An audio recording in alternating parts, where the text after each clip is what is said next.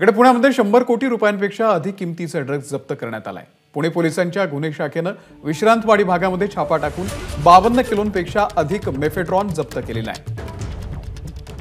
आंतरराष्ट्रीय बाजारामध्ये 1 kilo MD ड्रग्जची किंमत 2 कोटी रुपये आहे। विशेष म्हणजे संशय येऊ नये म्हणून मिठाच्या पॅकेटमध्ये या ड्रग्जची विक्री केली जात होती। या प्रकरणामध्ये 3 जणांना पोलिसांनी अटक केलेली आहे। या संपूर्ण प्रकरणात आंतरराष्ट्रीय रॅकेट असण्याची शक्यता वर्तवली जाते। मिकी घई आपले प्रतिनिधी या संदर्भातले अपडेट देतील। मिकी, पुन्हा एकदा एक मोठी ही कारवाई म्हणावी लागेल, काय या संदर्भातले अपडेट आहेत?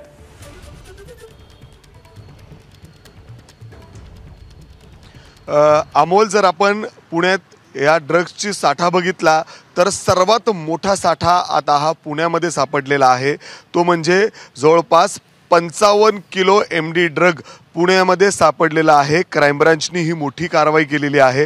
पुण्यातील विश्रांतवाडी परिसरात एका गोडाऊनमध्ये, या गोडाऊनमध्ये अर्थात मिठाचे पाकिट होते आणि याच मिठाच्या पाकिटामध्ये हे एमडी ड्रग लपवून ठेवण्यात आलेले होते। किंबहुना वेगवेगळ्या ठिकाणी जे पाठवले जात होते ते याच माध्यमातून पाठवले जात होते। जे मिठाचे पाकिट्स आहेत त्याच्यामध्ये हे एमडी ड्रग लपवून पाठवलं जात होतं। खरं तर कालच पुणे पोलीस आयुक्तांनी एक पत्रकार परिषद घेऊन हे स्पष्ट केलेलं होतं की पुण्यामध्ये 2 किलो एमडी ड्रगचा साठा सापडलेला आहे आणि त्या प्रकरणात तिघांना अटक करण्यात आलेली आहे, जे वेगळ्या ठिकाणी पोच करण्याचा प्रयत्न करत होते आणि यामध्ये इंटरनॅशनल हात असल्याचं देखील त्यांनी या ठिकाणी संशय व्यक्त केलेला होता।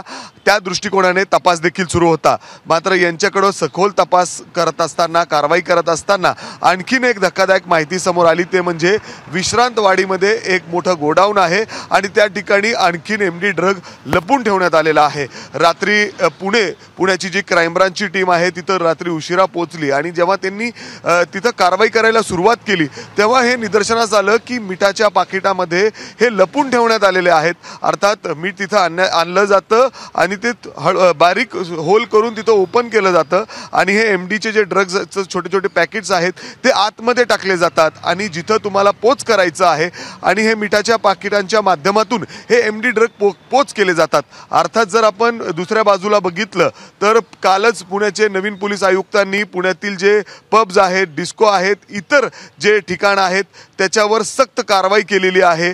तिथं देखील त्यांना 144 ची नोटीस देण्यात आलेली आहे।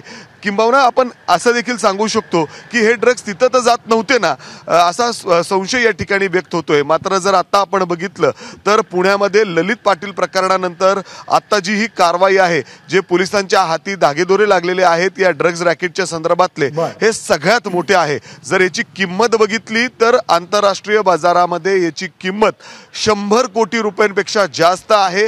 आता जे ड्रग्स सापडलेले आहेत अशा पद्धतीने पुणे पोलिसांच्या क्राईम ब्रांचनी ही मोठी कारवाई केलेली आहे।